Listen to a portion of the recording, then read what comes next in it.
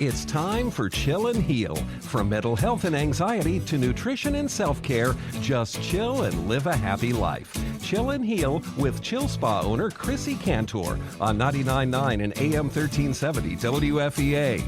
Well, I haven't gotten to do this for a couple of weeks, but ladies and gentlemen, she is the CEO, which stands for Chill Executive Officer, Chrissy Cantor. Good morning. Good morning, everyone. Oh, I'm so grateful you're here, Mike. I'm glad you're feeling better. I'm grateful to be here as well. I do appreciate that. I missed you. I missed you. And we're going to have an amazing show. I have no idea what it's about, so it'll be, I can't wait. Surprise, surprise. Yeah. All right. I am Chrissy. I am your Chill and Heal host. I am here to fuel your mind, body, and soul with goodness. We will connect, open up, share, be real, be raw, overcome, let go, and we're going to let go. And we're going to learn and grow together to simply live a happy life. And remember, sharing is caring, and we are not alone. And I can't say that enough. We are not alone.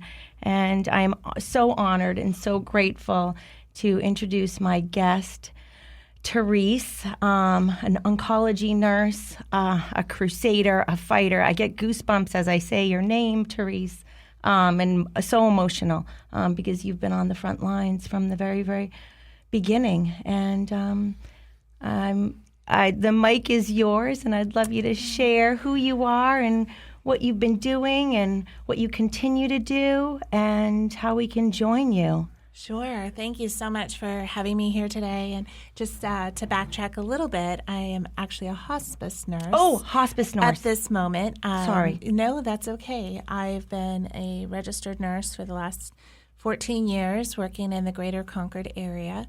I'm also a foster mom who adopted my two boys out of DCYF care that are 7 and 8, and I have my biological daughter who's 20. And I have just been on such a learning curve in this last year. We went into this, just whirlwind of things changing all around us. And as a triage nurse, a history of that, just, kind of trying to understand what was going on. And then, of course, with COVID hitting, I had my friends who, were working in the middle of the pandemic, recovered, having to just put their selves in danger, bring it home to their families, and still be there for the community. And frankly, we were all scared. When it first came out, we thought we would all be dead in 30 days. And it was terrifying. I thought so. I shut down my business 2 weeks before Governor Sununu shut us down. Yeah. I was the first person that called my friend who's a nurse and said, can I get I need some N95 masks. I had my gloves, I had my N95 mask. I sent everyone home and said, you know what, don't spend any money, girls, stay home, be with your kids. And I was just terrified to get groceries, to touch anything. Yes. We were just all, very nervous. But one of the first things that made me concerned was that in nursing school and clinical, we're always taught you don off and you don on, you don off, like with each transaction. You don't carry it from patient to patient, and that's your mask and your PPE and all of that. And then I go to Market Basket and I see people touching their wallet, touching everything, then touching their face. And I was like, oh my gosh, we need to educate people, how to prevent transmission. And not understanding why we were using the same gear from patient to patient to patient in the clinical setting. And then it came out, well, if you test positive, you're still going to work. That's messed up. Your PPE will keep you from transmitting it to other people. And we had all these outbreaks, and I'm like, this is no. If I'm sick, I need to be home and not contaminated. Like everyone else, because when you're sick, you're supposed to stay home. Just like the flu or anything else, right? So I'm like, we need to be changing out our stuff. We need to be washing our hands and, teaching. And then as time marched on, became more and more concerned with the narrative and just, what was being done and how things were transpiring. And I became one of those school board moms. Okay, if I had children that young, I would be one of those school board moms. I would have been considered, what are they considered? Extremist or Extremists and what is it? Proactive? Yeah, you would think proactive, right, Mike? But they're actually called inside. What are they? Terrorists? When they were when we were women were terrorist, extremist, all these different things. I don't know. All these things that are negative, but actually advocates for our children. So this was my journey. So I had my two boys, both delayed, both were born drug addicted, have challenges. And as a nurse, I was told, well, you need to just put them into one of the essential care child cares. So we went remote, right? So they were home, but I still had to go to work. So the only option in Concord was to bring them to the Boys and Girls Club. And so I brought them there. Now they're with, they have their IEPs. Now they're with a 24-year-old who doesn't have any background in education. He's got kids from 1st grade to 7th grade. They're all at different platforms. They're all at different schools, different Zoom calls, trying to help them get online. It was just a train wreck. My boys are developmentally delayed. The younger one started negative behavior. The older one was chewing on his mask, getting mask reminders. Then he ended up with a nervous tic where he was flapping. And it was just train wreck after train wreck. But then all of a sudden we get notified through social media that the director of the Boys and Girls Club was just caught in a pedophile sting. And my youngest, who's nonverbal, had been actually going with this director around the building with his walkie-talkie, and my older one became sexually reactive. So he touched a girl inappropriately. So I have to be very candid here. This is my story, and so here I had to put my children into a place where they're being exposed to the virus with all different children. Right? Yeah. They're no safer than they would be if they were at the school. And now they were in the hands of someone who potentially abused them. And I'm supposed to be going to work. And I was just and the transmission rate in my school district was next to nothing. And my thought was, why don't we send all the older kids home and let all the littles stay in person and spread them out? Can't we think of some other solution here? Because we're just piling them all into another environment where there's exposure and they're not any more safe and they're not getting their education. And so that's where I began to stand up. And you've been clearly, as I'm hearing you, you've been a problem solver, whether it's whether they listen to you, obviously not, because the kids went back to school and they all together and masked and everything for a long time, up until this past year.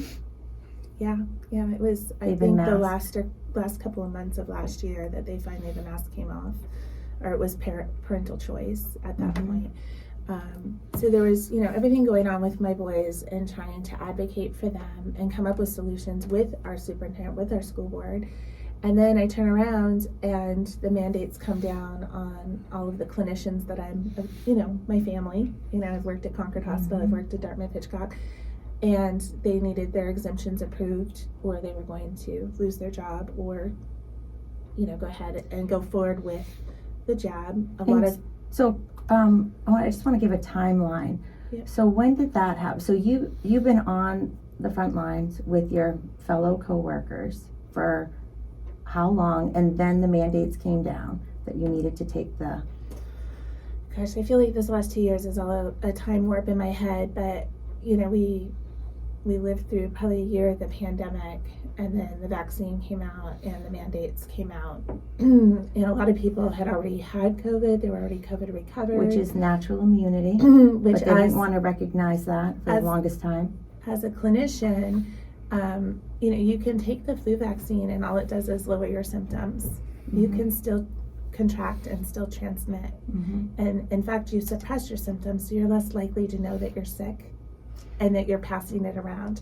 So a lot of us, it didn't make sense to us, because I'd rather know that I'm actually sick and spike the fever and stay home than to have natural immunity, now put something that was made at warp speed into my body that's new That's really not a vaccine because and they had put to change the definition. Right, and try to boost my immunity, and looking at it, and it only boosts the immunity if fully effective for a short period of time, and then you need boosters, and and it was like, okay, well, you said before we wore our PPE and we could still work when we were positive, but now we can't work with our PPE unless we put this into our bodies.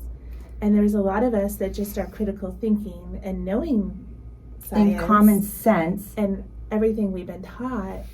We're like, why, and then so, okay, let's do our religious exemption, which is. But you really shouldn't even have to do that. When you really think about it with what you just said, is they had you go to work taking care of people even when you were positive with COVID.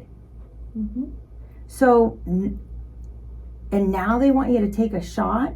Like, this doesn't make sense. And none of it made sense to a lot of us. And that's not the narrative you heard in the media. No, but it's not. And that's why doctors and clinicians were like, none of this is making sense. And, there's always a risk to every intervention. Any medication, there's a risk. And what got me was I had a coworker, a clinician, that had anaphylactic shock when she would take like the flu vaccine, and it was all documented. She'd had a really bad experience, and they were like, well, you're just going to need to go do it in the ER. I'm like, really?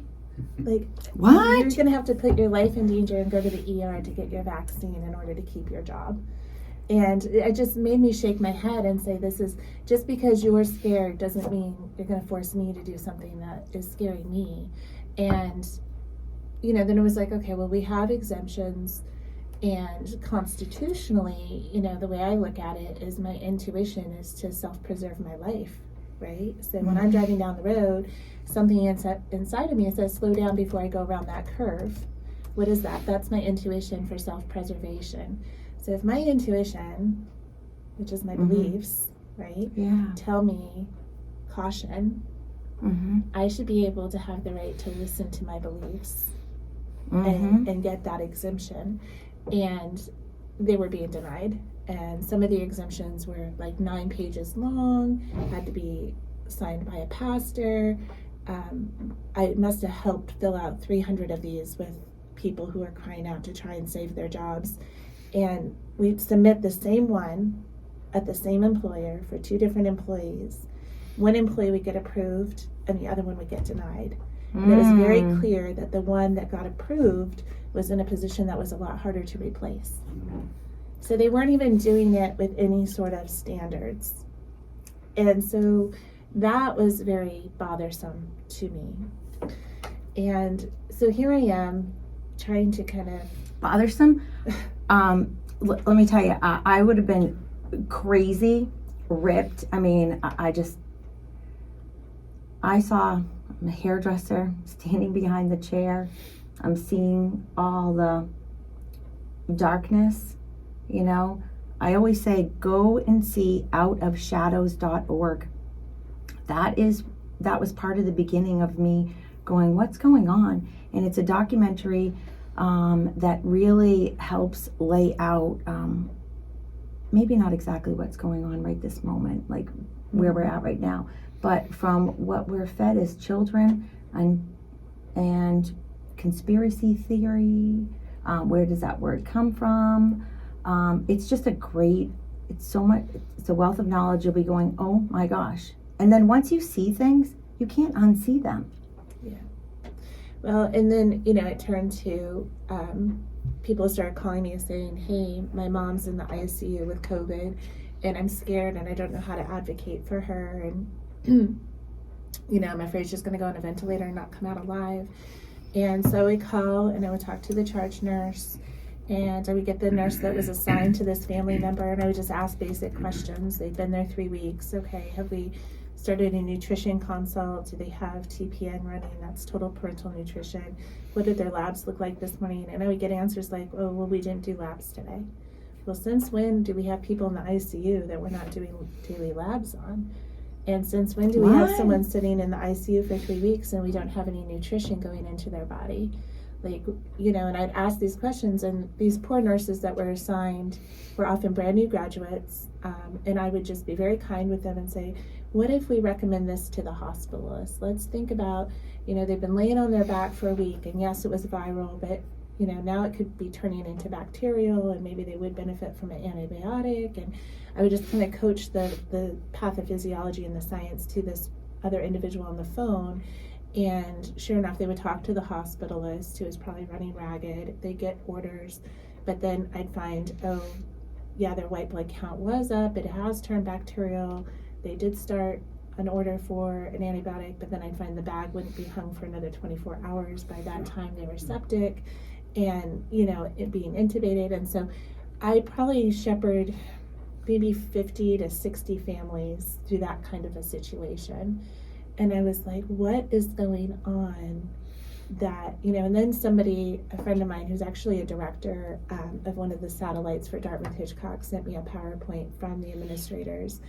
And it basically at 3:02, I still have the PowerPoint, it states that if the family advocates for any sort of intervention that's outside the protocol, they are not to honor it. And it was like, this is the right to try is being denied. And that is not okay. That is just not okay. And it was just right there in black and white. And then you had all these pieces of information coming out that we did have an antiviral that was proven to be very effective. And yet...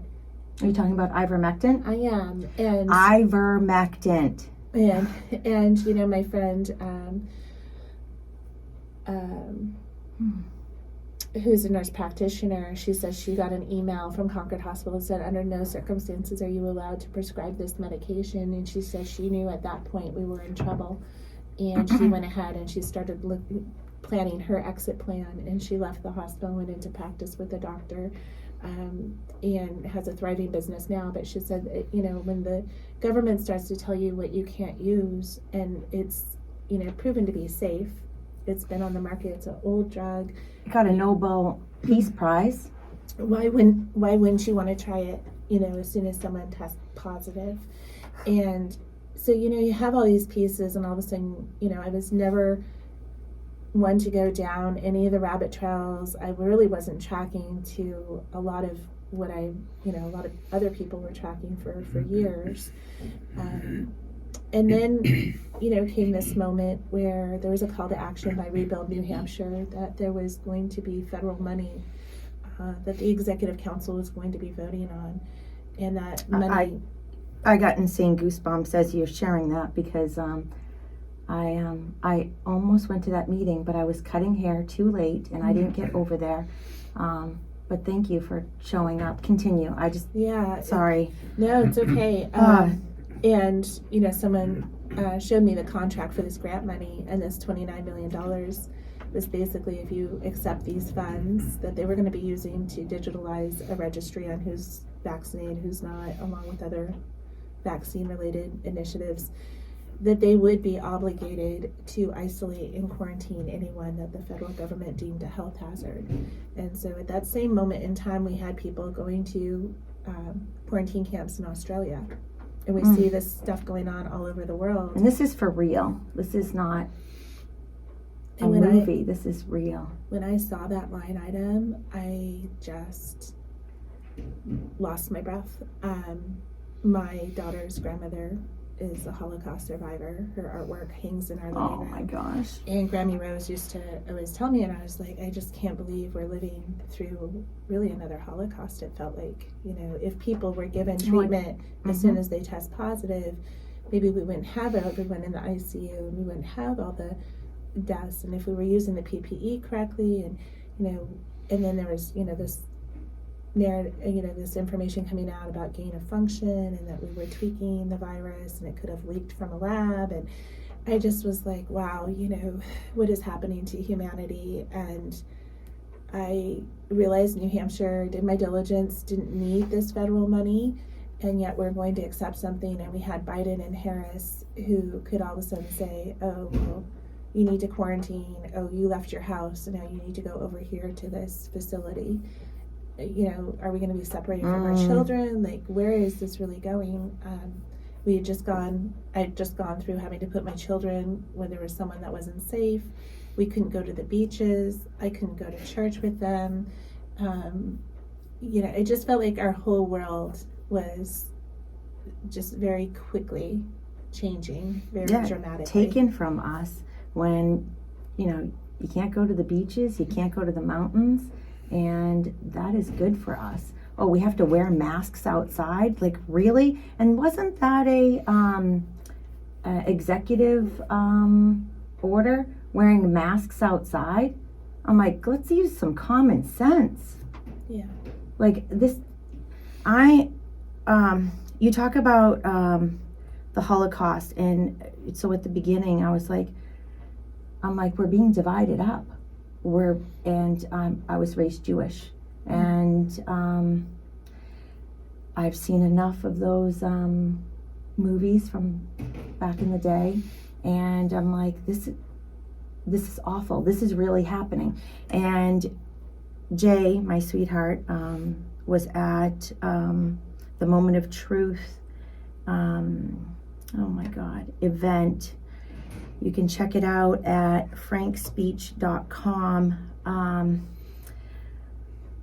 He met a woman that was wearing a star, the star, the yellow star, and it said unvaxxed. And I'm like, oh my God, that is what's going on. At Concord Hospital, on your badge, you actually had a sticker if you were vaccinated. So everyone in the hall could tell who wasn't yet.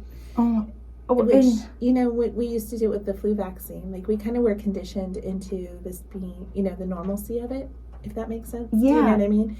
But I remember standing up outside the hospital. We used to stand on the corner between Dartmouth, Hitchcock, and Concord Hospital.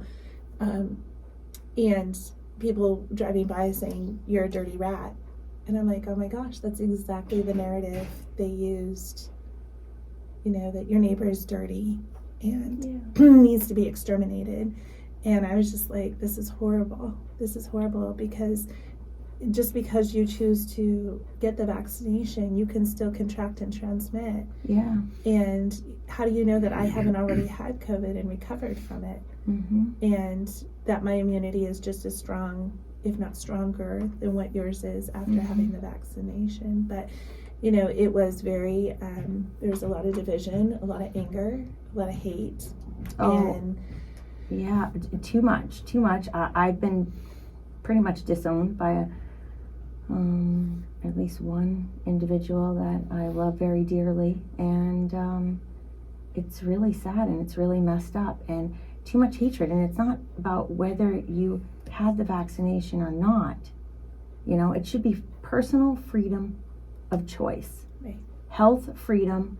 No doctors, nurses, or anyone should be censored at all.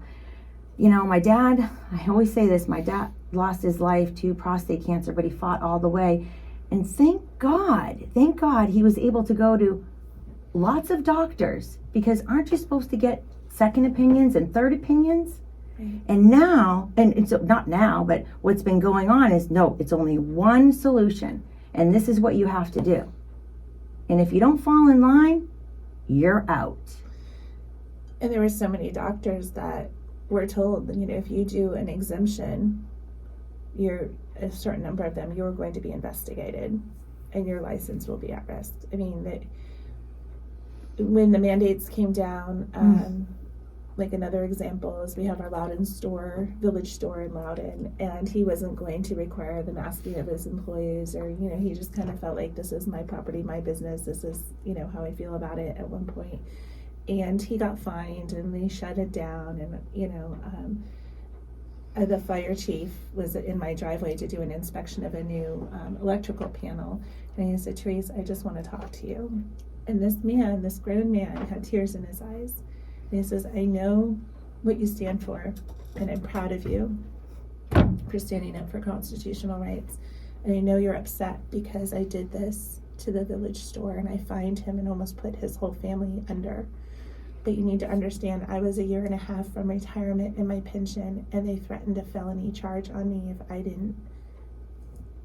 didn't apply the executive order. What was I supposed to do?" So, and my heart broke for him, because it's like, I regret being part of what feels like tyranny.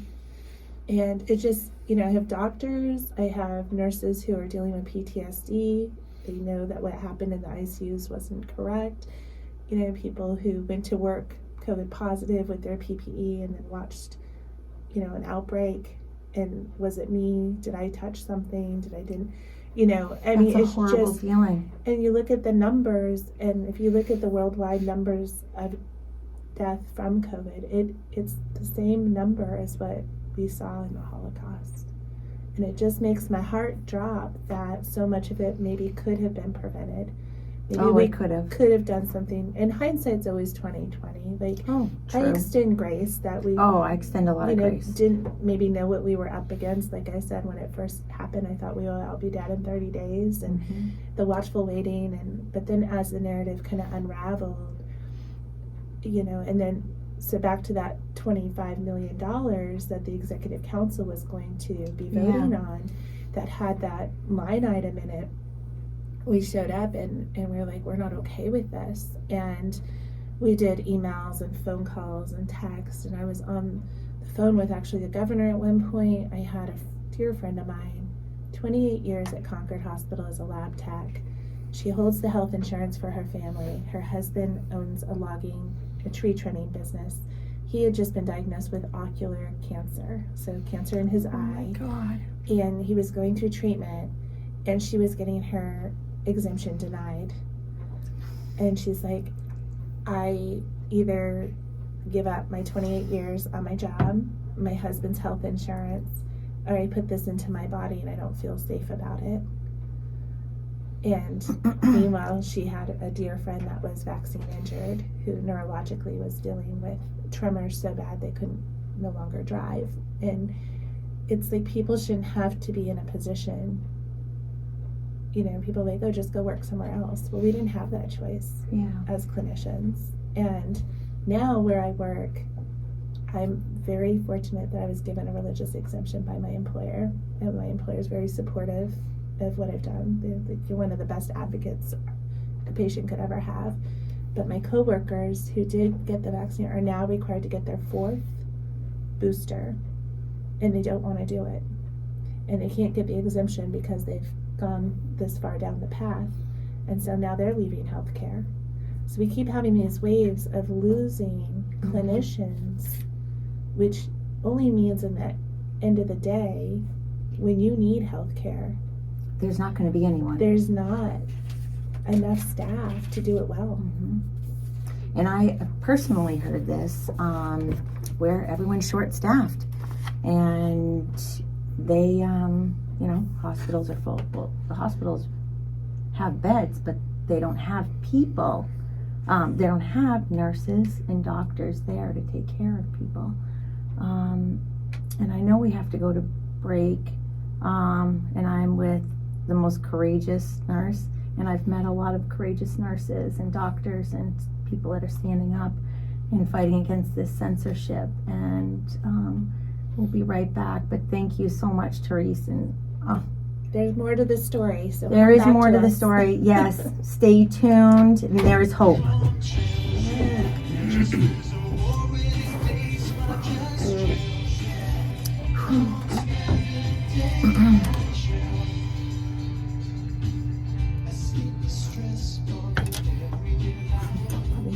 Yes.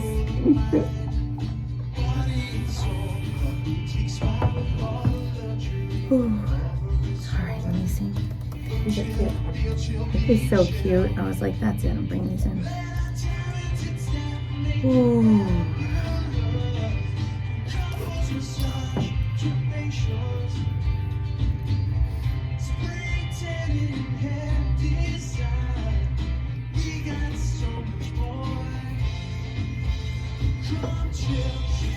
So suicide is the 8th leading cause of death in New Hampshire, more than 6 times.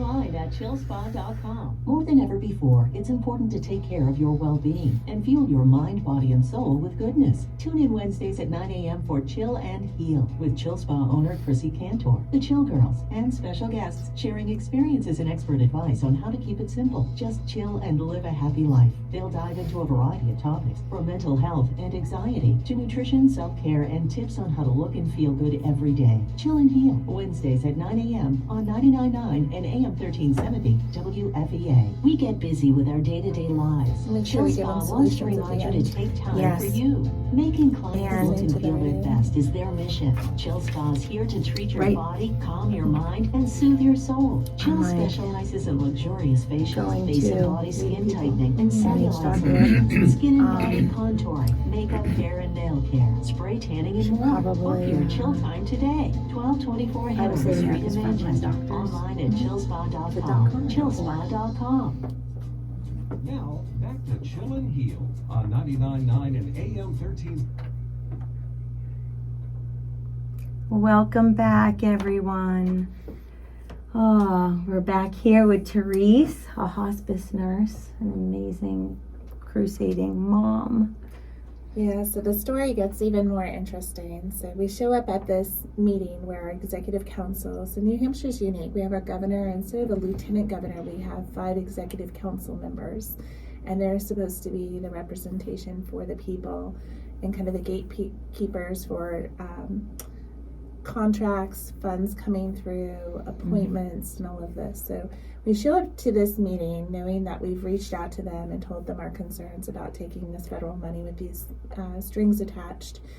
And hour and a half into the meeting, I get tapped on the shoulder by one of the state troopers. They had it at the police academy in Concord. And there was a ton of state troopers there. And you know, I'm just so naive. I really didn't Me too. think too much of it. I went to nursing school at NHTI. I'm familiar with the campus. And so anyways, I get tapped on the shoulder to come to the back of the room. And I didn't realize the back of the room was a curtain. And they bring me behind the curtain. I was like, oh my gosh, there was room for more people, because there was about 300 people that showed up, but only 150 were allowed to come inside to observe the vote that day. And that was my first thing, was why is there more room and we're not utilizing it? And he goes, you're being arrested. And I said, I'm being arrested? Why am I being arrested? And he said, disorderly conduct. And I said, but what did I do? And he said, well, you know, you're just disorderly conduct, you're being arrested. And they would not answer the question as to why I was being arrested. And they took my General Bulldog pen off my sweater, put me into zip ties, and went to put me in the back of this paddy wagon. And all I could think of is, I just sent my boys outside Oh my God. to go to the planetarium. Oh. My phone, my purse, and I'm supposed to work tonight. And so I'm like, I'm being arrested. Like, I just wanted people to go tell my mother-in-law, you know, like the car seats, you know, how is she going to get the boys home? Like, I was kind of in shock. And I get put in this paddy wagon. And then I hear several other people being brought back and being arrested. And I have this 70-year-old who gets put into the paddy wagon next to me. She's all bruised up, banged up, she's shaking, she can barely talk. Come to find out, she's a retired preschool teacher. She had her head bashed into the concrete. Oh my God. And I was like, what is going on? Why did they just pull us all out of the crowd like this? And we go up to Merrimack County Jail, and we get processed, and I get out, and there's a crowd there waiting for me when I get out, and they're like, we got a no vote on the money. I was like, well, praise God, we got a no vote, but like, what the heck just happened? And I go in to be told that Marilyn Todd, who had her 4-year-old son sleeping in her arm, was also arrested, and her husband, and another 70-year-old businessman, Emily, who's an accountant, someone else who's an engineer. And I was just like, you know, and fortunately everyone had their cell phones and played. Oh, I saw the videos, and can Can you go online to see these specific You videos? can, yeah. If you go to, so this all catapulted me into the front line of a liberty movement and really trying to understand, okay, what the heck is going on in New Hampshire politics? And so the website is wethepeoplenh.org,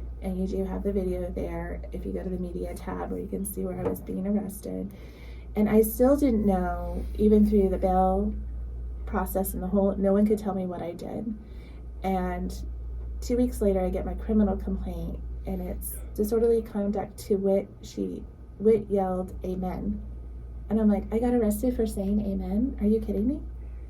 And I just, the other person was to make a loud noise. I mean, that all of the criminal complaints were the most ridiculous thing I've ever seen. And they're like, Governor Sununu gave a warning if anyone made a noise, they'd be arrested. And you go back and you look at the video, and I was actually bringing my boys to the bathroom and outside when that Trooper Walsh made that general blanket announcement. And then, so time warp a year, that was October 13th of last year. We've had 5 hearings since then. The last hearing was July 20th, and the DA said that they were directed to arrest. So it was like they already had a list of people. And you see the governor like texting, and you see the troopers texting and then nodding, like, yeah, that's the right person.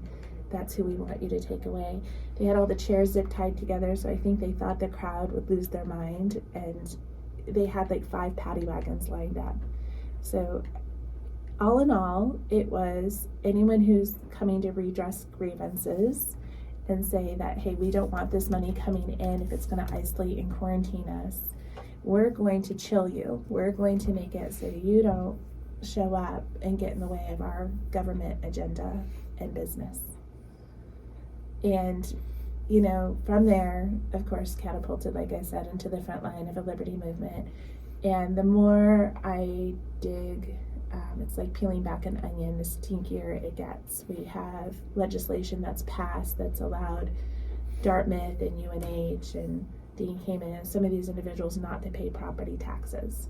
So now my single mom, Desiree, who can't find an apartment that's affordable because the property taxes are so high here in New Hampshire, you've got these businesses that aren't having to pay property taxes. And it, as I started to look at this, I'm like, wow, because we haven't been involved. And fortunately, I live 5-6 miles from the Capitol. I switched jobs to being overnight nurse, so I work from 5 p.m. to 8 a.m. Okay. I did that so I could be there for my boys, and make sure that they were safe, and homeschool if I needed to homeschool while we were doing remote, and not have, the crazy we went through. So I had to change my whole story, be up all night at 49, which isn't fun, but, my kids come first. And so these sacrifices that we made. But as a result, I have time during the normal business hours to kind of go down to the Capitol and get to know the players and what is going on and how the process works. And there's just so many people here in New Hampshire that just surrounded me that were very well rooted and really understood who was who and what was what. And it was like this crash college course of just being poured into by just this army of people who really care about the live free or die state. And it was last April, everyone said, who are you going to vote for governor? Like, we can't let this man continue to be in office. And, looking at the options, I really felt like the gravity of everyone watching me, I couldn't say I'm going to go with this person just yet. And so it was like, okay, everyone's getting discouraged, everyone's shutting down, they're feeling like there's no hope. How do we bring hope? How do we assemble? How do we come together and unite and do what's right for the future of our state? And came up with this idea called the Resolve Initiative. And we're going to resolve this. We're going to resolve to go the distance. We're going to resolve to be part of the solution. We're going to resolve to help each other.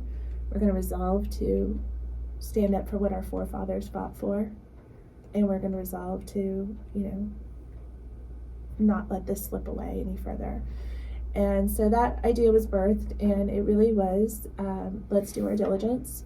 Let's figure out who is who that's running for election.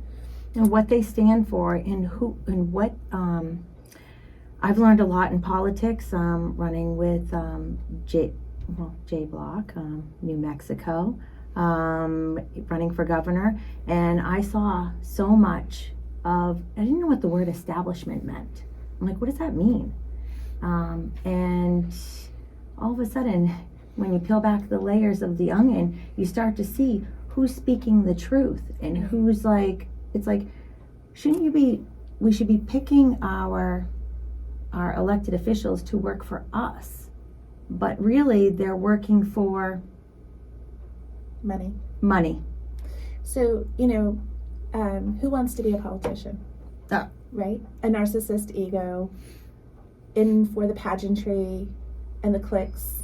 And, one of the biggest learnings for me was I thought as a Republican that I could go in and vote Republican, and that would represent people who represented the platform. Mm-hmm. And let's talk about what that platform is.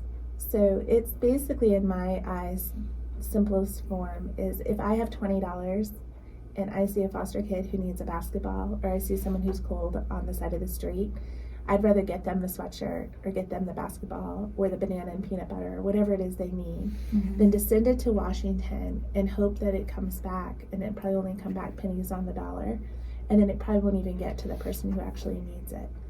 So my idea, of why I affiliate myself, people are like, you're not the traditional Republican, you're like foster mom sleeping in the homeless shelters and volunteering, for the disenfranchised and advocating for them, and my, and a nurse, and I'm not corporate America, I'm not all these labels that they make them, but my perspective is the more you send it, the further it goes away, the less control and room for it to be compromised and never really make it back to the people who need it. And yeah, you don't know where the money goes. And with that money, let's go back to when they accepted that money. Yeah. That meant that we had to follow the orders of the federal government, which were mandates. So our children were masked up until April and May of this year, and that was tied to federal grant money. And so I heard, I'm like, what is going on? I'm like, because we're out and about, personal responsibility, out in restaurants and bars and shopping, not wearing masks, but our kids and the teachers had to be masked. So, and just to backtrack, for that October 13th, the day I was arrested, there was a no vote, but then 2 weeks later when we weren't there, they did a yes vote and they took the funds. And yes, to go to your point, how do you explain to your 7-year-old the day before school's supposed to start, they changed to mask mandate, and yet they had an open house with all the junior hires, and I'm getting sent pictures of the nurses with all the kids in the auditorium without the mask on, because that didn't start until the following day. So I'm like, so what, COVID starts at midnight?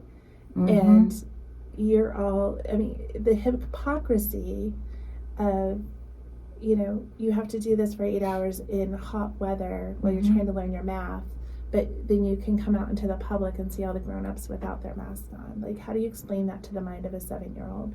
You do it because we're telling you to do it, not because there's a rationale to do it.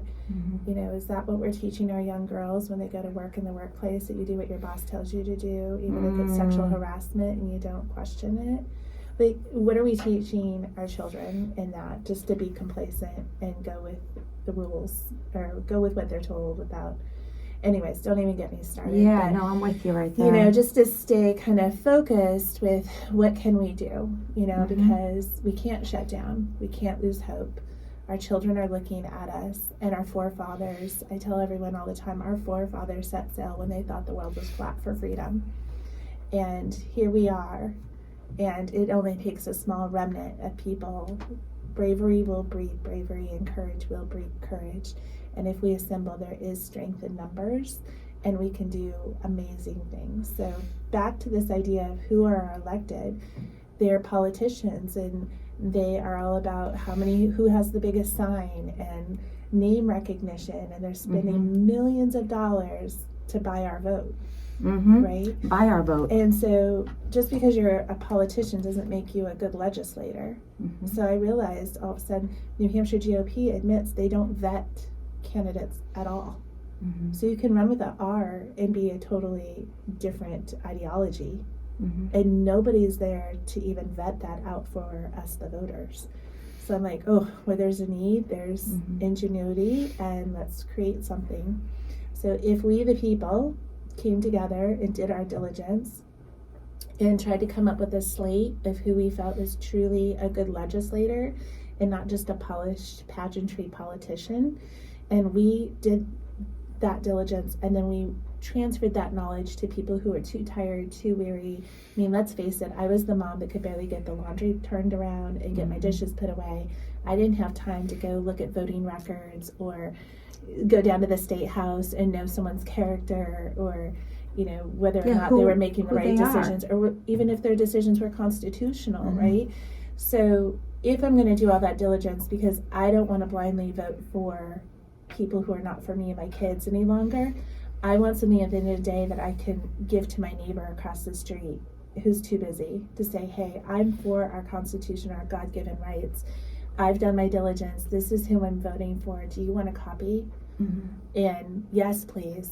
Mm-hmm. I want to take that to the polls, because the reality is people want to do something, they don't know what to do. We saw that like with the convoys, and people are wanting to save the country. They're wanting to save their God-given rights. They're wanting to be able to get up, go to work, make an honest living, come home.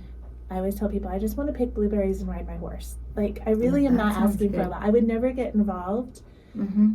But you were forced to get involved because of everything that you've gone through. I felt like we were losing everything. And they're very clear. So for those that don't know, Governor Sununu's brother works for the World Economic Forum. I would encourage you to go to the World Economic Forum and type in the Great Reset or Agenda 2030. They're very, very blatant that they feel as though they needed to use a health crisis to revamp global policy. And they actually have a draft of a global constitution. They no longer feel that our U.S. Constitution is relevant and that it needs to be completely overhauled for global climate change, for all these different rationales. And they actually package it in a way that if you look at it, you'd be like, oh, okay, but what it's doing is it's really putting us down a path where the government is going to tell you exactly what you need to do, and you won't be able to heat your home, you won't be able to go to work, you won't be able to go to church or do certain things unless you go the path that they feel is necessary for the greater good. And it's not just one group that's striving for the power. It's not just one global agenda. There's several of them. Mm-hmm. And the reality is we, the people, need to come together and say, no, what our forefathers put there in our Constitution and our God-given rights to, let me live my life as long as I'm not hurting someone else. Government overreach never goes well in history. It we definitely have seen doesn't. that over and over and over again.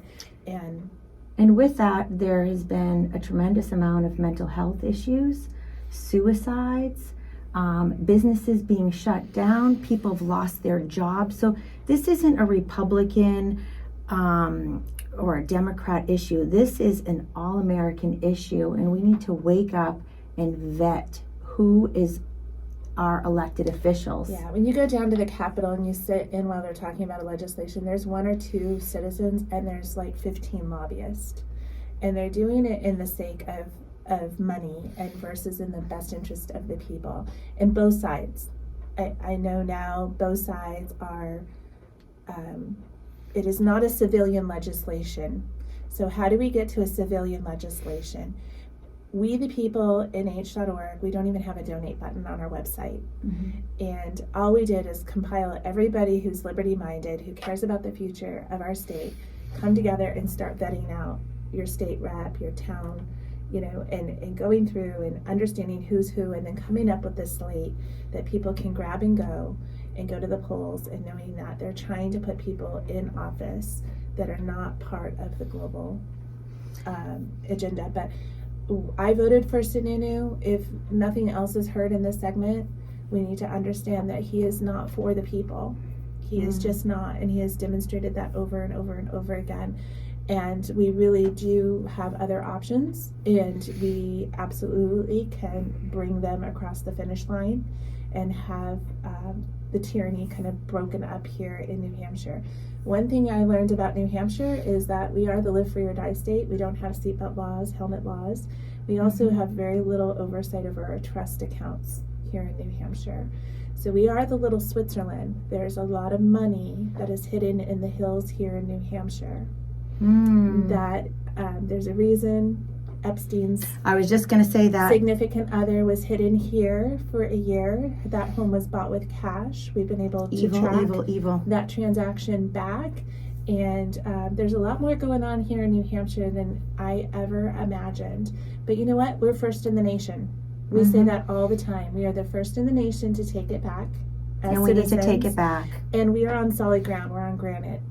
And our logo is the pine tree. And there's a history between the pine tree and the appeal to heaven, where a small remnant of individuals stood up to tyrants and won it all back.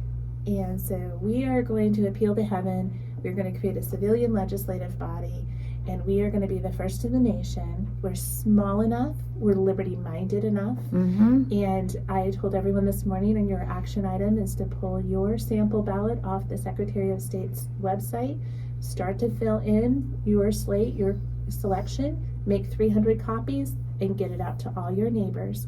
If just 300 people made 300 copies, we would have 90,000 potential votes, and that would be enough to clean the entire Capitol, those top 30 seats, for people that are truly for the people. You matter. The power of one matters. You getting a slate out to all your neighbors right now could make all the difference. And this may be our last chance to really take it all back. It is our last chance, and we need to wake up. Go to wethepeoplenh.org.